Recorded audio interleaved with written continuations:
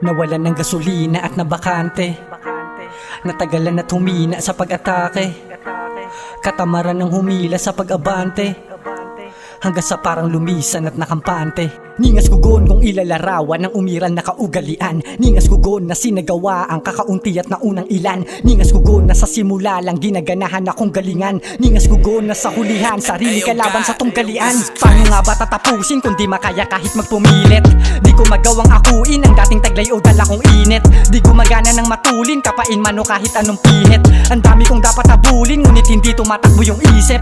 Tila nung una di na maisadiwa, hina hanggang naisa sa mitang dila. Hirap na madaigo maibalik ang pinakamagaling kong naipakita. Di nagtagalay di na naging mahina, init ko na lumipas na isariwa. Kinalabas ang dila mas pinabisa, tinakda na muli na maging masiba. Sa angking galing mas naging sakim para ring naging swapang. At kahit alin pang nais gawin la na ring alinlangan. Pagdating waring la na ring kasing tagal di nahintayan. Nagbalik na rin at aking dating mas naging sabik lamang. Mali ako nung kala kong hindi gumana hanggang sa naisip kong ako'y andito para patunayan sa iba kung sino nga ba ako at di para ipakita di ko kaya. Paumanhin ko na paghintay kita sa paglalabas ng bago na tagal na ulit. Ayos lang naman siguro yon diba? Kasi yung pag-aabang mo ay talagang sulit.